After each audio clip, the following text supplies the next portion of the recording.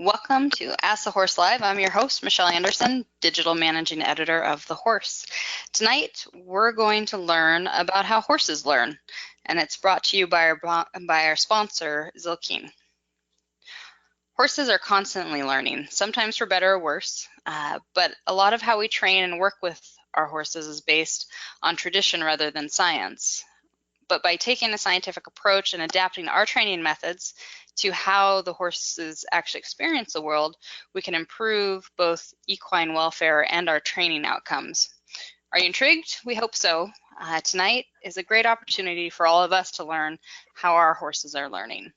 To help us out, we're joined by horse behavior researcher Dr. Cami Haliski of the University of Kentucky.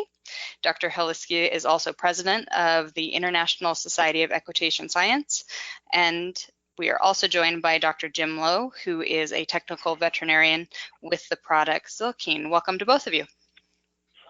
Thank you, Cami. Dr. Haliski, can you please start out by telling us about your background with equine behavior? I was very lucky in that I was actually born to a family that had horses, grew up on an Arabian farm where we raised and trained and showed horses, gave lessons, etc. I went to school in animal science, did my bachelor's and master's in that, and then just plain worked for a while in that field at Michigan State University. And then from 2000 to 2004, decided I really wanted to do my PhD specifically in horse behavior and welfare. And how did you become involved in the ISIS organization?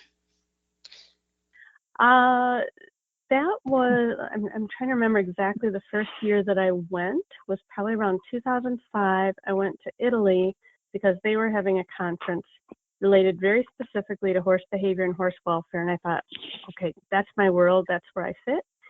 And when I was there, Paul McGreevy went about convincing me that we needed to make this into a full-fledged society.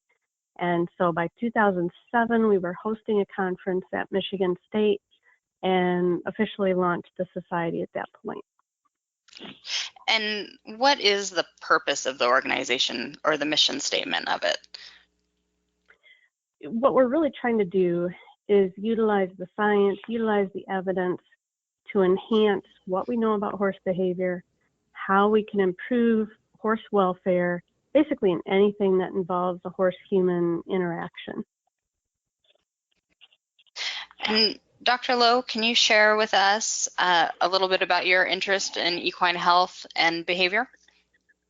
Absolutely. So I graduated from Texas A&M College of Veterinary Medicine, and most of the 18 years or so I was in private practice. I faced and looked at a lot of horses in various states and at various levels of what we were asking these horses to do. And it was, in day-to-day interactions with both horses and their owners, I saw this entire spectrum of horse behavior, as well as horse handling, as well as philosophies on training. There was just, everybody, it seemed, unfortunately, often was an expert, for better or worse. Repeatedly, I found that the demeanor and behavior of these horses had an impact not only on the quality of the care I could provide, but also the efficiency that care could be administered. The more smoothly things went, obviously the welfare of the horse was enhanced.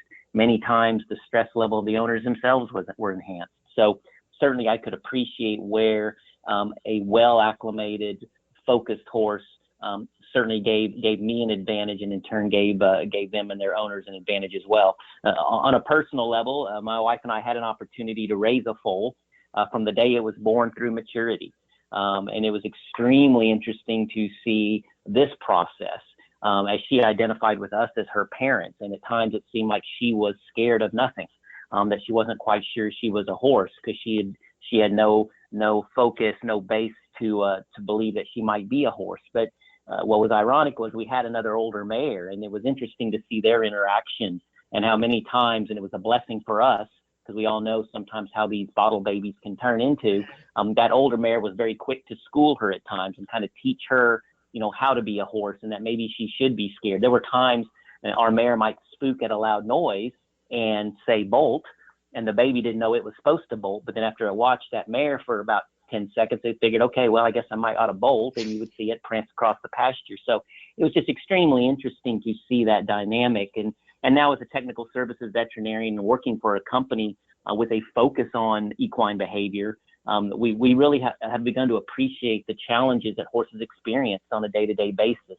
Really trying to put ourselves in the perspective of a horse and trying to identify what are those challenges. Are there ways that we can perhaps help focus these horses more, where they're better able to cope with these challenges? And we certainly know that when we do that, there's work to show that horses can actually even learn better. So it's been a focus of our company, and it continues to be very important for us.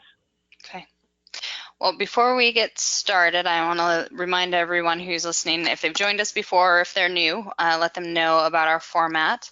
We're going to be starting with the questions that people submitted during registration. But if you're listening live and you have any questions or would like clarification on something the doctors have shared or a follow-up question, you can enter that. If you're listening with us online, you can enter that into the chat window in front of you, and we're going to do our best to get to as many of your live questions as possible. We also have with Dr. Haliski the excellent base of horse behavior, and then with Dr. Lowe and his experience as a practitioner, we have medical knowledge. So if you want to know about how pain or different medical conditions might affect how your horse is behaving and learning, we can get those to those questions as well. So let's go ahead and get started. Dr. Haliski, our first question was from Melanie in Apple Valley, California, and she wants to know, how much do horses learn by watching other horses? She's referring specifically to things like trailer loading or leading. And this is a really good question. It's one I talk about in my classes with my university students. There's very little evidence that horses have a good grasp on observational learning. So if you simply load one horse in the trailer and then take it back out and then ask the other horse to load, odds are not tremendous that it learned just from watching that other horse. Now, if you load the one horse in that happens to be a buddy, it may have enough desire socially to be in there with that horse that it might go in. Or it may simply perhaps draw a conclusion that this is a safe environment to go into. Also with leading, you may have a following response, but certainly if we think about, all right, I'm going to take my trail horse and I'm going to back an L shape, and now my other horse is going to do that much more readily. I mean, that's just not going to happen. So I think there's certain social behaviors, if we talk about trying to locate, for example, where a water tank is, that's a very natural, horse-driven, instinctive thing to look for. So that's something that you will quite often see horses learn from one another. But in terms of skills that are kind of particular to humans, most of the time we don't see observational learning taking place. Dr. Haliski, is there any evidence that horses gain confidence from each other by having, say, an experienced horse try an obstacle first and then having the inexperienced horse follow? I mean, I think most of us would say we've had experience with that. If you're wanting to train a really young horse, maybe a little fractious, and you take them on trail rides with an older, more mature horse. I know my dad and I always did that. Somebody would ride the older, more experienced horse, and we'd cross bridges and we'd cross rivers and do all sorts of things like that. And certainly the greener horse benefited from wanting to be with the other horse and, also kind of probably gaining some confidence. So that's a different thing than truly learning by observing.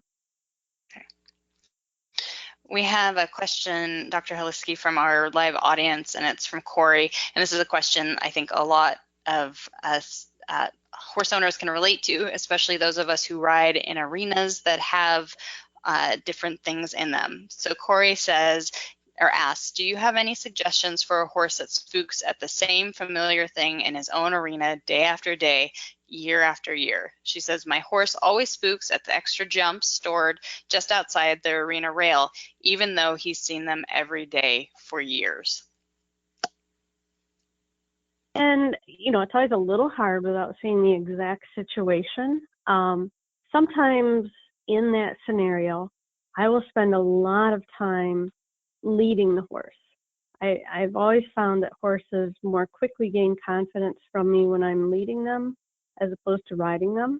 So I will walk between the horse and the scary object over and over and over until their fear response seems to get a little less and a little less. Another thing that I'll do sometimes when a horse has a fear response to something that, quite honestly, to me doesn't make any sense, is I'll take them just to where they're starting to be scared, but they haven't made a full spook response yet. And as soon as they calm down a little bit, I'll give them a treat. And then I'll walk them up a little bit closer. And again, once they start to relax, I'll give them a treat. And I've been amazed in the last few years how fast those positive food reinforcements will get a horse over being scared of things. Our next question, Dr. Helsky, is from Wayne in Nova Scotia, Canada. And Wayne asks, what would be some common mistakes made in assuming that horses learn the same way people do? I think if we think somewhat about the brain anatomy of horses compared to humans, humans have much more frontal brain, more cerebral type thinking. So problem solving, drawing conclusions, making rational thought processes, those fall more into the human domain, whereas that's a very, very tiny portion of the horse's brain. So the horse, on the other hand, has a really strong sensory perception. They're really in tune with smells and vision and hearing. In many ways, more reactive to stimuli than we are. But if we start to make assumptions that they can problem solve through a situation, a lot of times we'll get angry at our horses because it's like, why are you being so stupid? Well, they're not being stupid. They're simply thinking like a horse. So that's kind of how I would say on that, is just over assuming what they're capable of. Dr. Lowe, we have a question from Rebecca in Richmond, Arizona. And Rebecca has a 19 and 20-year-old horse that she moved from Kentucky to Arizona, and says that in their new homes, both horses are tense and not eating well. They've lost weight. They don't seem to like the hay. She sees them as being scared in their new environment. What recommendations might you have? Absolutely, that's a great question, and I think it's going to be a common theme from my perspective that we always want to try to evaluate these horses for an underlying medical condition before we begin to look from the behavioral side of things. Certainly the behavioral evaluation can become much more challenging. Certainly finding those answers or coming up with solutions are going to be sometimes even more challenging. But certainly I would recommend evaluating these horses and their overall health. It's not rocket science, but there's a condition out there called ADR, which is the ain't doing right horse. And saw it a lot at Texas A&M. I saw it a lot in practice. And when you have horses that ain't doing right, there's some common things that happen very commonly. First and foremost, we want to evaluate that nutritional program. Certainly she commented they don't seem to like the hay. We would want to be confident about the hay source. We would want to be confident that their nutritional plan, that nutritional program is up to speed. Certainly the parasite control program, that's things that can be readily evaluated and directly treated if there happens to be a problem there. And as we look at these two horses, 19 and 20 years old, certainly we begin to think about dental evaluation, seeing if there's anything that needs to be going on there, because certainly with dental pain, with oral pain, that is certainly going to affect their demeanor. Certainly upon evaluating those common things, absolutely there is a correlation between stress and potential contributing to ulcerative disease. Once we've somewhat ruled out more of the common things, then certainly they can consult with their veterinarian and discuss some steps to perhaps evaluate other body systems for potential problems. We have a question from our live audience for Dr. Holinsky. It's from Terry. And Terry has a horse that she's retired from cutting. The horse is 12 years old, and she started him on ranch trail obstacle challenges.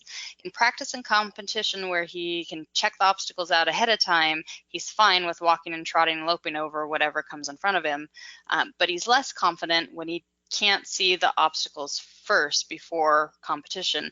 Do you have any tips for building his confidence in a setting where he doesn't get to practice or see obstacles first? I mean, the thing is, he's being a totally normal, natural horse. I have a colleague, Angelo Telleton, in Delaware, and he has done some really cool work looking at the advantages of letting horses at liberty explore jump courses before they jump. And the sad thing is they don't always have that opportunity, but when they do, they're so much better at performing because they've already had that exploring chance. Now, to some degree, probably his confidence will increase as she continues to go to more, different sources, looking at different obstacles. But the big thing is he's being a completely normal horse, and that he's much more confident when he gets a chance to inspect them on his own. Dr. Holinsky, we have a question from Glenna in North Plains, Oregon, and she would like you to comment on the need to teach horses something from both sides. She says they don't seem to effectively transfer learning when you've taught something on one side and then ask for it on the other. So I am not amazing at brain anatomy, I'll be honest there, but there's a structure called the corpus callosum that in the human is very advanced. And so it's quite easy for us to transfer information that we learn on one side of our body to the other. With the horse, it's much more, I guess you could say, primitive.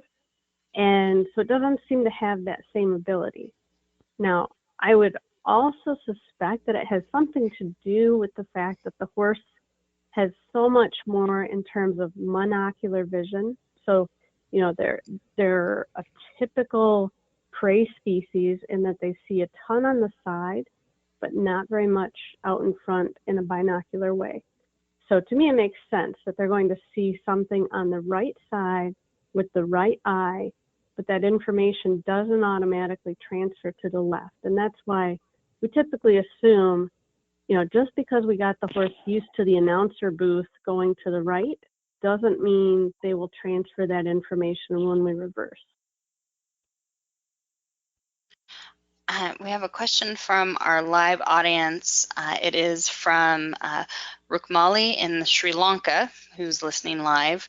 And Rukmali would like to know, are there any behavior modifications that I can use to prevent my horse from wind sucking? And let's start with Dr. Lowe, if you want to touch on what wind sucking is and some of the medical things surrounding that, or some suspicions we might have on what could be causing that.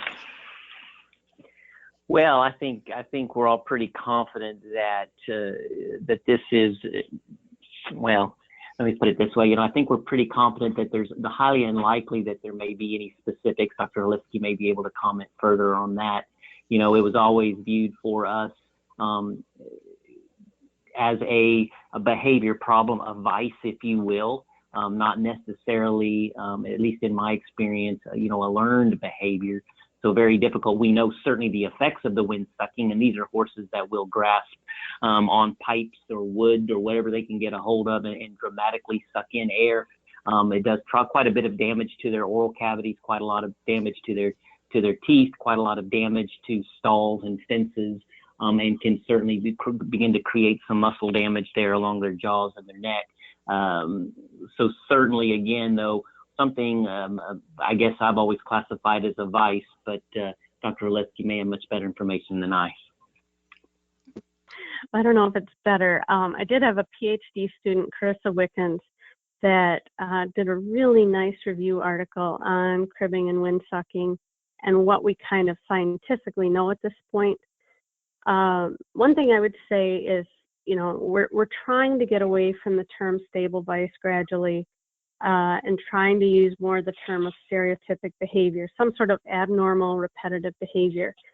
And probably at some point, the horse's welfare was not awesome. Maybe they were in a stall a lot. Maybe they had no social interaction.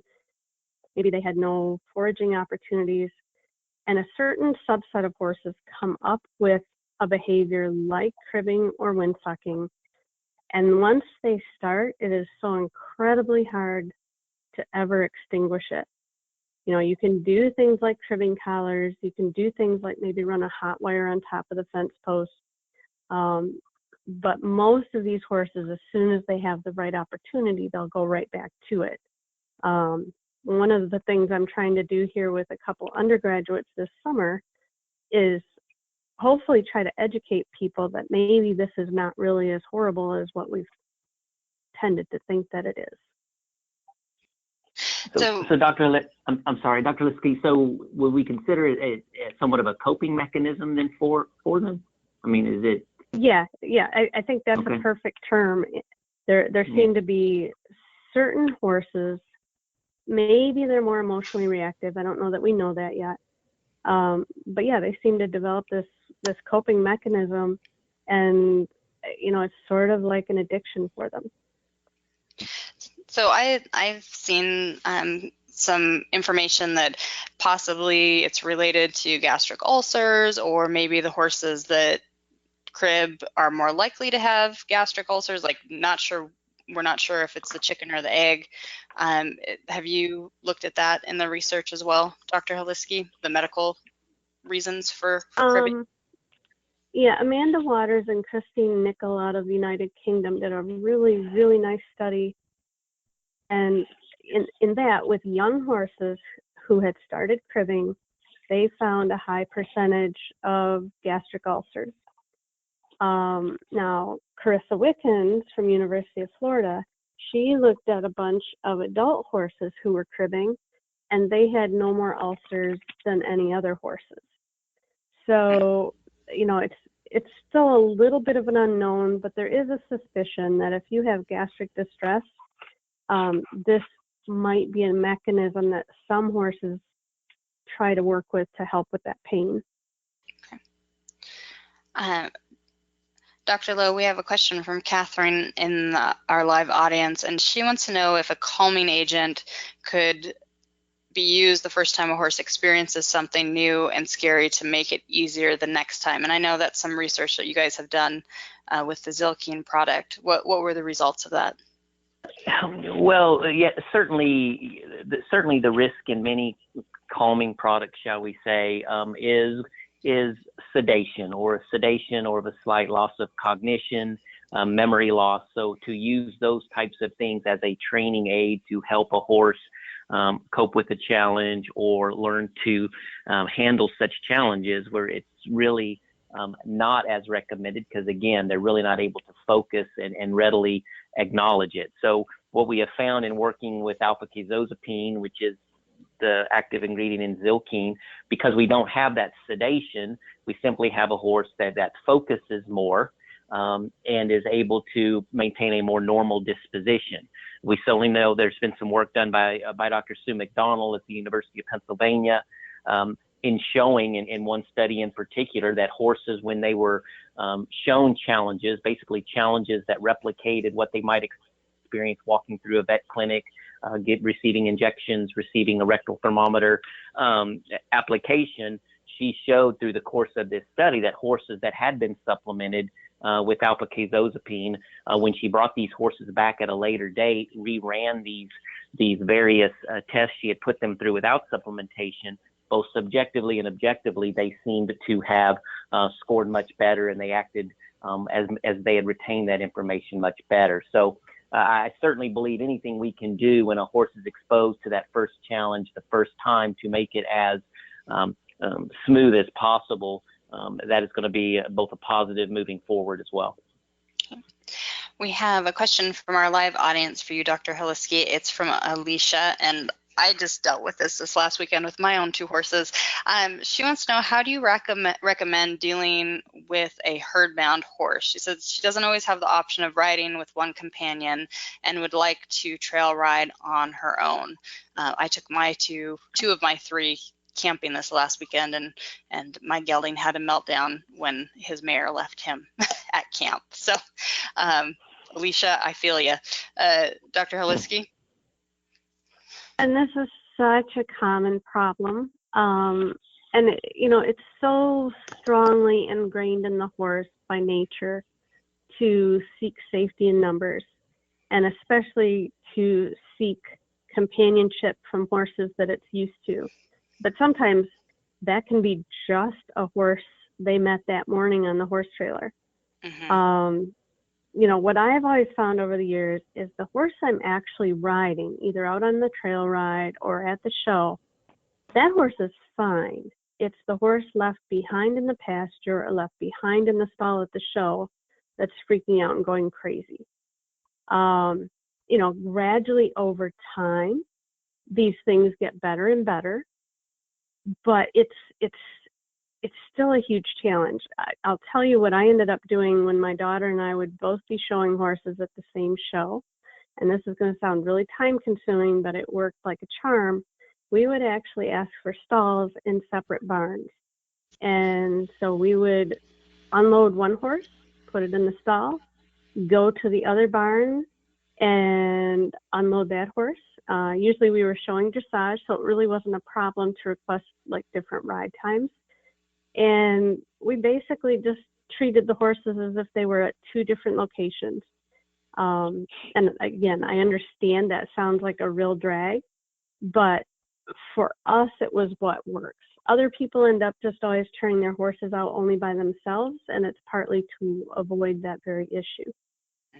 So what are some of the concerns with having them turned out by themselves? I know, like with my horse, he is happiest when he has a pasture companion. It actually really changes his behavior if even though he shares a fence line, if he can't like have body contact and grooming with and playing with other horses, it makes him even worse. So is there some research about horses being housed together and that being better for them? I mean, we do have a few studies out there that confirm what many of us suspected, that horses very much crave group interaction. And, visual is a good start, but when they can actually have tactile contact and do mutual grooming and do mutual fly swatting, I mean, if we're actually concerned about keeping our horses, quote, happy, social contact, turnout time, and foraging opportunities, I'm willing to say are the 3 absolute biggest things. So I'm always trying to work around, okay, I still want to take my horses to competition. How can I do that and still let them live this natural life? Yeah, and how do you keep them from destroying their coats and biting each other? So that's with mine being turned out together. We show with a few nicks every once in a while because that's just when they're out together, they're always playing. So we have a question from Karen in our live audience. Dr. Holiski, I'll give this one to you. She wants to know, do you have any advice on how to gain her horse's confidence and help him see her as a trustworthy leader while mounted? Is there any more background to that? That is all that she shared so far, but maybe Karen, if you're still listening, if you want to add some more details, we can come back to that. Do you want me to take a stab at it or wait and see if she responds more? If you want to jump in and share your ideas, and then we'll see if Karen's out there and follows up. Because it does tie into a question that I think somebody else had written in earlier. I mean, I will mention as an aside that this idea of leadership and dominance and being the alpha is under debate amongst equitation scientists. And actually one of our honorary fellows recently put together a position statement about how some of these terms are actually maybe causing us some problems in how we interact with our horses. Certainly, I think the concept of being extremely consistent in cues and very predictable about reinforcements will enhance that thing that we're going to call in quotes trust. I use the term trust, but it's still sort of a nebulous thing with kind of fuzzy edges around it. But certainly the more consistent we are, if the horse always knows that if we're working on showmanship skills, we're going to act the same every time they respond this way. And there's also something that Andrew McLean's been working on in terms of attachment theory, and that maybe there really is something in the same way there is with children and mothers, with dogs and certain preferred owners. There may be a thing where horses actually do have a larger degree of attachment to certain people, and those are the people that just have a little easier time getting a good performance out of them. Yeah, I always figure my horses just like me because I feed them. So it'd be nice. Certainly, feed is a strong motivator. That makes us a fairly important resource. Yeah. We'll see if Karen has any additional comments on her horse. I want to let everyone know that we just posted a link to a blog post that I wrote a couple years ago about dealing with my same herd-bound horse, Jack. He's a special boy, and after going to one of the equitation science conferences, I came home and devised a happiness plan to help change Jack's life, and it really did help him, but it made me change and question how I was managing him and my expectations for management and what he really needed. So he's a sensitive, special guy. I love him. I bred him. I'm responsible for him. So, but if you'd like to read that, we've posted a link to that. Karen, I like that term, the happiness plan. The happiness plan. Yeah, I worked at a therapeutic riding center, and every once in a while we'd get horses that got a little sour in the lesson program, and we created happiness plans for them, and so that's kind of what inspired it. But then the learning more about the science behind horse behavior and how they understand the world, it's helped me think bigger than how I used to think. So. Karen has followed up, and she said that her horse is great on the trail, but working at home, he gets frustrated with doing minor tasks, even just moving forward. So does that help, Dr. Holiski? Not necessarily. I mean, there are some horses that I've met before, especially, for example, horses that were never asked to do arena work until later in life. They do sometimes seem to have a really challenging time with thinking the arena is an important place to learn and do things. And I'm not sure I've come up with an amazing answer to that. Normally, most of the time, a lot of our horses were starting with trail rides and arena work kind of at the same time. But sometimes if you take that trail horse and now you say, all right, I want to work on jog to lope transitions, it does sort of seem like they're saying, all right, this is just silly. So if I think of something better during our talk, I'll jump in with that. And Dr. Holiski, if you want to study a horse that is wonderful except for in the arena, I have a young mare that I would be happy to enter into a research project.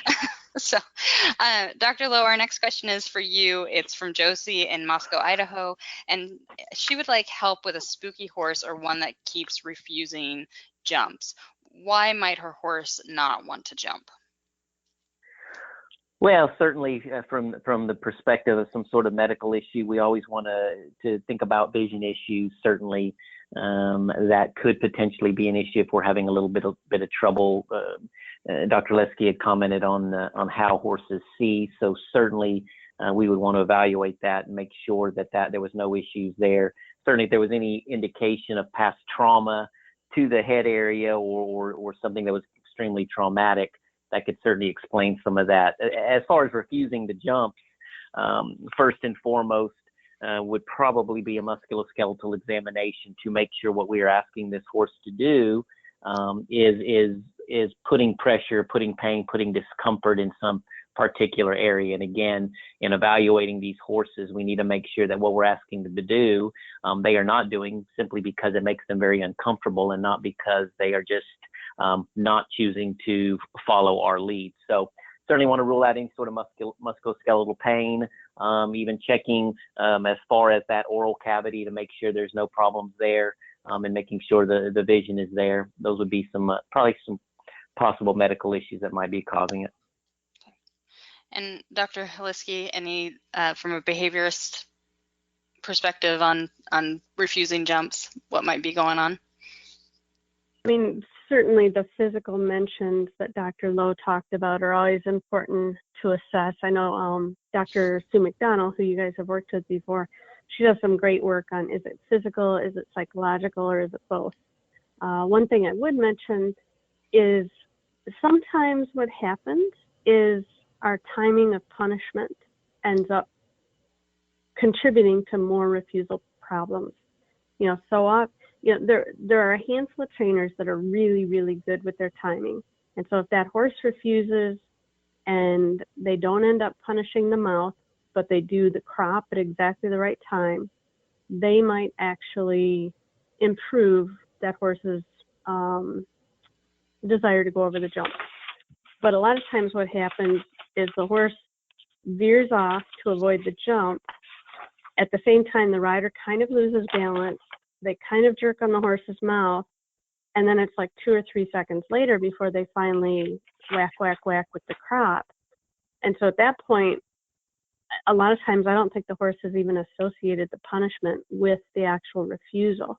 So sometimes we accidentally create refusals that kind of continue to cycle worse and worse and worse.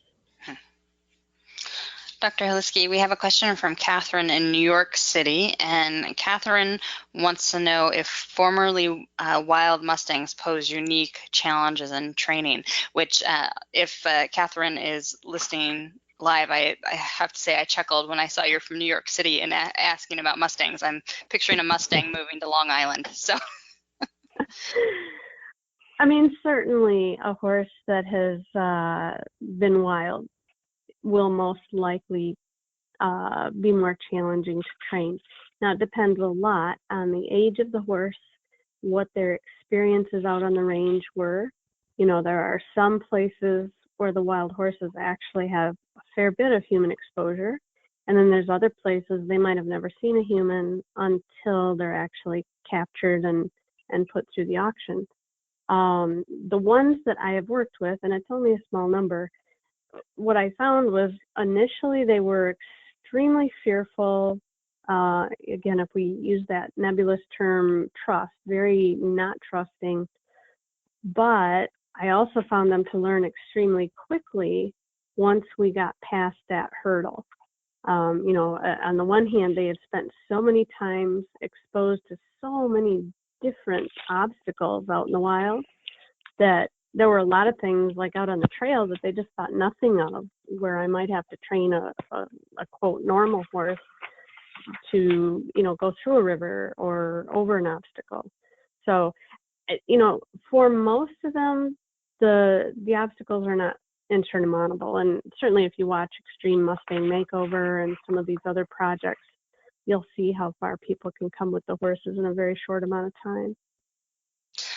Dr. Haliski, do you want to touch a little bit about or on using positive reinforcement, negative reinforcement, and punishment in teaching horses, and how they learn in response to those different methods or applications, I guess? Sure.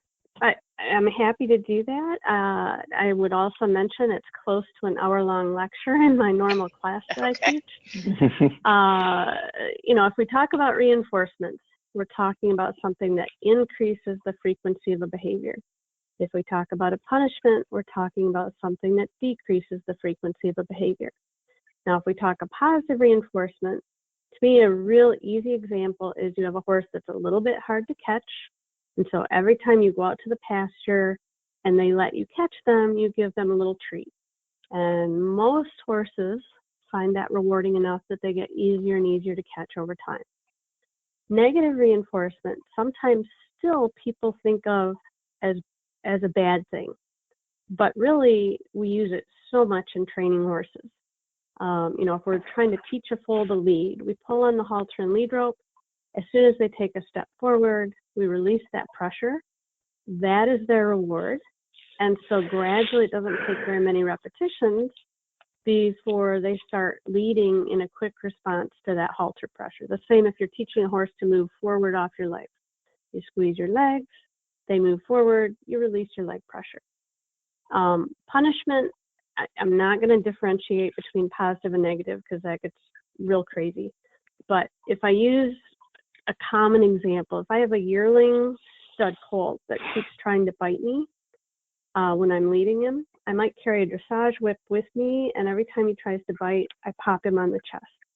And if my timing is correct, he'll gradually start to try to bite less and less. So that's a crash course in those three categories. And kind of the take home that I always try to get across to the students: negative reinforcement is not bad. In fact, it's the main way we train horses.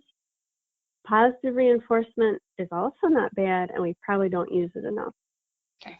And so the positive reinforcement, and we did have several questions on using treats in training, and you brought up treats earlier in our talk. Is it okay to be giving our horses treats as a positive reinforcement? I totally believe it is. I know that there are still people out there that will argue with me, and I'm okay with that. There's a handful of horses that are very, very oral already. Let's say some of our stallion horses, and perhaps we should not be using treats in those cases.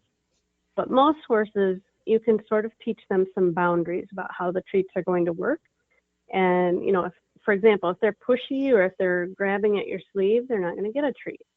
But, if, for example, I'm putting a horse into a trailer, probably at least the first dozen times, I'm going to give them a treat once they get in the trailer. If I'm trying to teach a horse something scary, like maybe I'm teaching them to cross a tarp, and so the first few steps they take onto the tarp, I give them a treat, and then I let them take a couple more steps, and I give them a treat.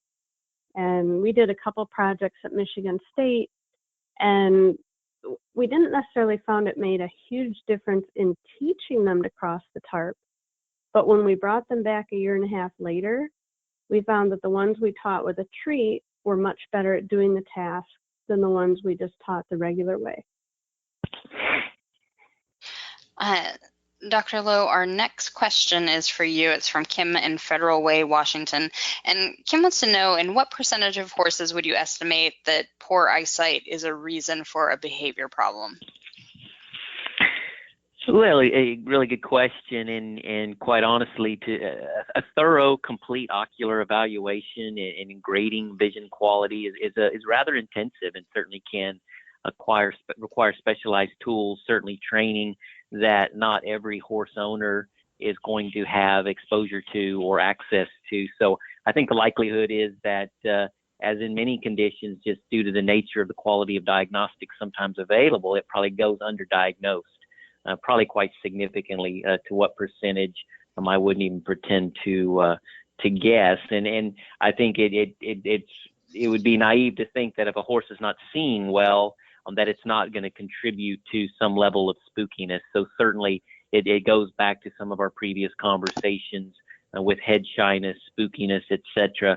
We really want to rule out any underlying medical problems before we brand it as some sort of behavioral issue per se. We have a question, Dr. Holiski, from our live audience. Jerry wants to know about her 9-year-old horse that refuses to cross the water. He won't step over it or jump it. How can she help him learn how to cross water without reinforcing his fear of it? And I'm going to do what I would do with a young horse that I had in for training. I would start typically with with small, easy obstacles, but ones that are as wide as possible. So, something that's fairly shallow and is not going to be slippery, but has a lot of width to it so that it's not very easy for the horse to dive around it. If you happen to be near a small stream, that works great.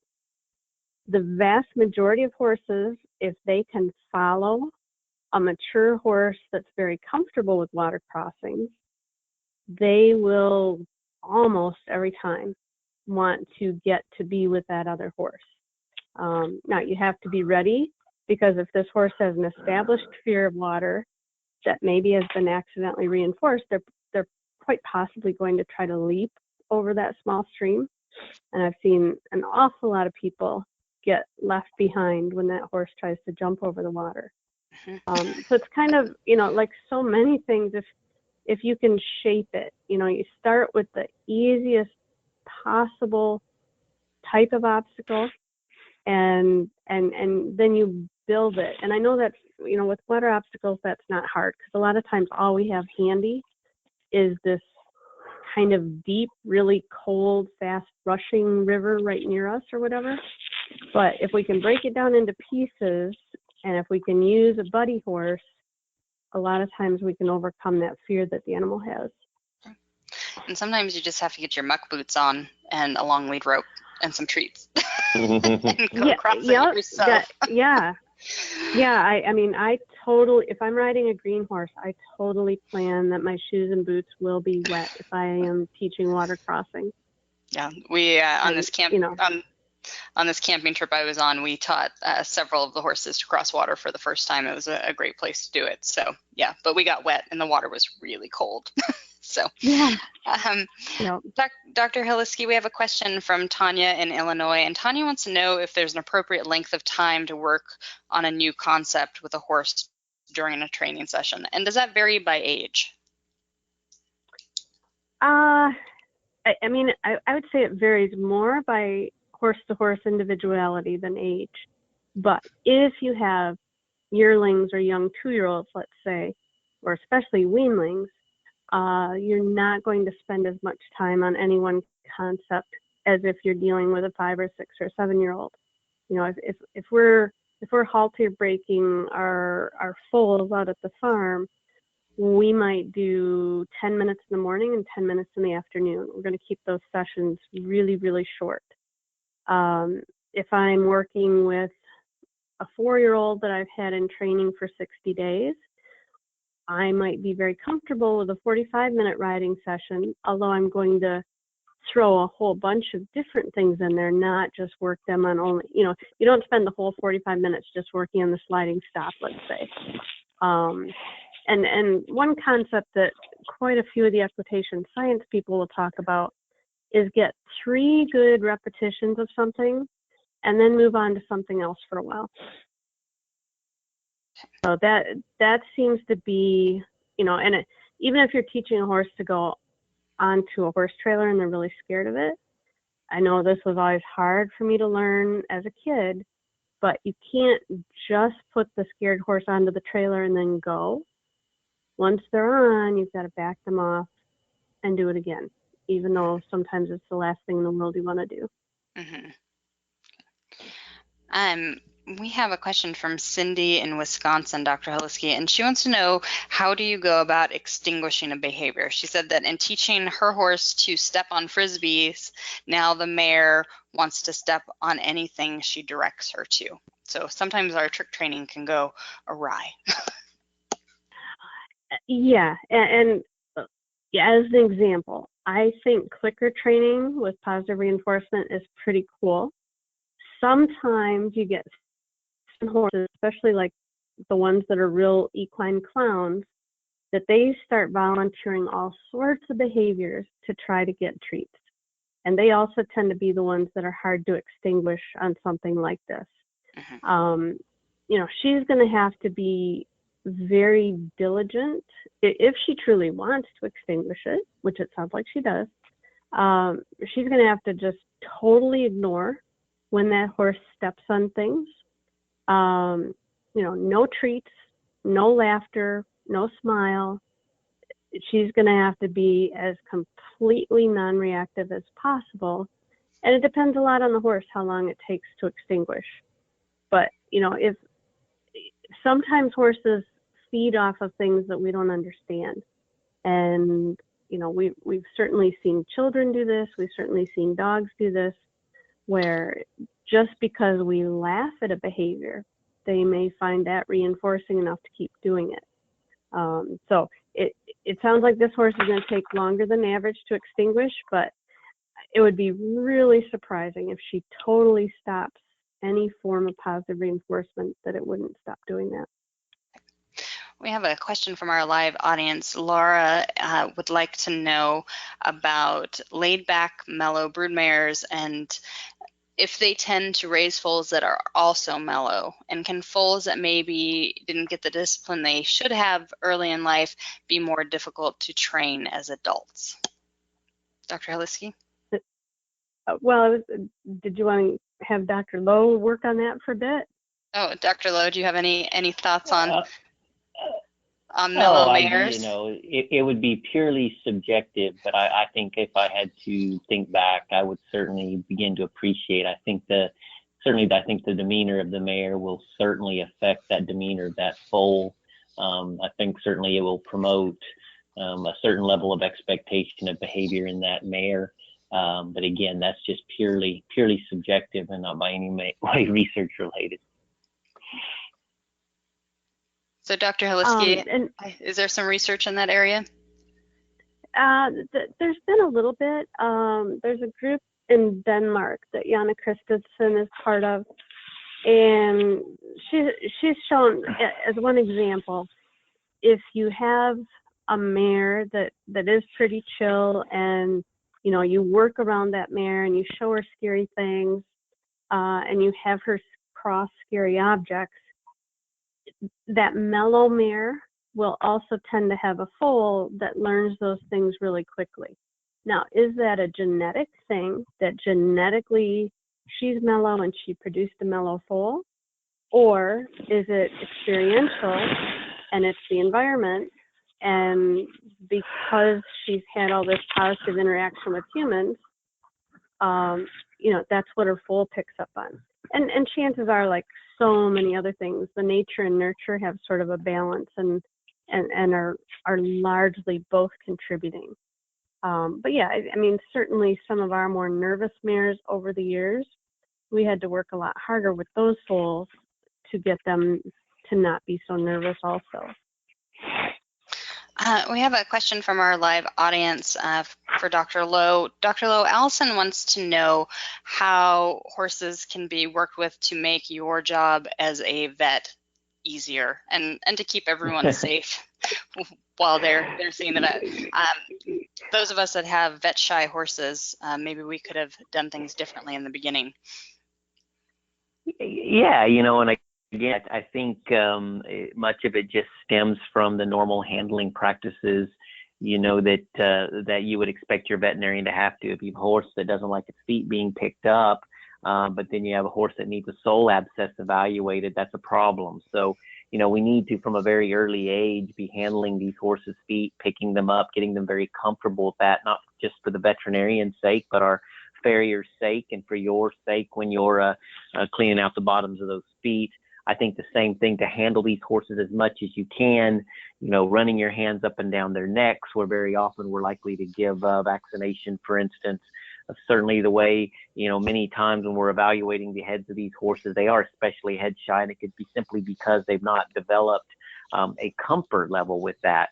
The trailering, of course, there's nothing worse than that a horse that needs medical care and really needs to be brought to a facility, but we can't load them on a trailer. So trying to think ahead to various actions, not only as far as handling the animal, but management actions, I think are absolutely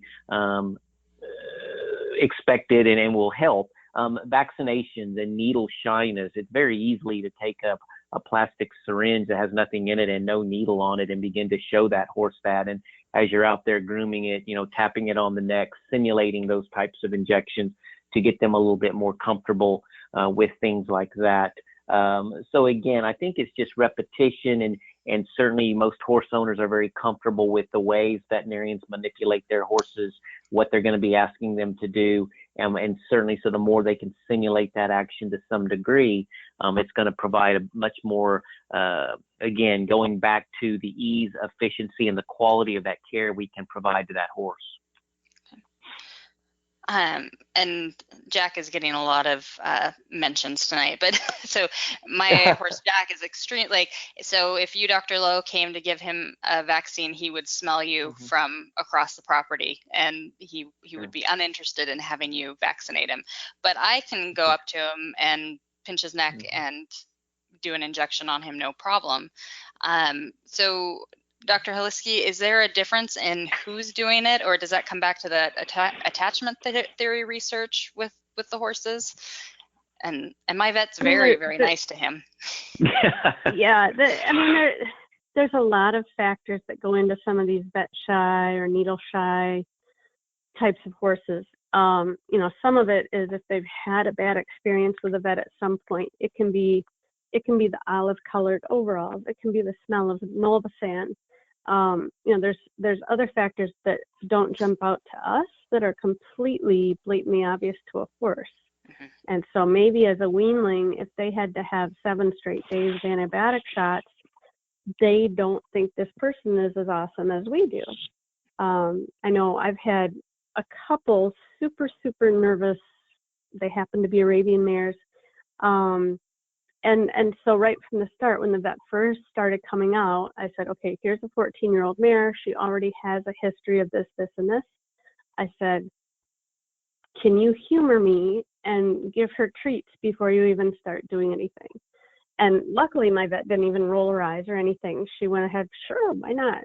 And so, she just spent some time scratching at her neck and giving her treats. And, that first time, all it was doing a heart rate and a temperature. And so then we waited a while before she had to do anything more dramatic. So again, we just did it as shaping, and sure, it cost me a little more money to have more visits, but for me, it was worth it in the long run. So, Dr. Haliski, we received several questions asking about different personality types in horses. And before we conclude for the evening, do you have any insight on how different personalities might learn different? Are there some horses that are just smarter than others, or more receptive to learning?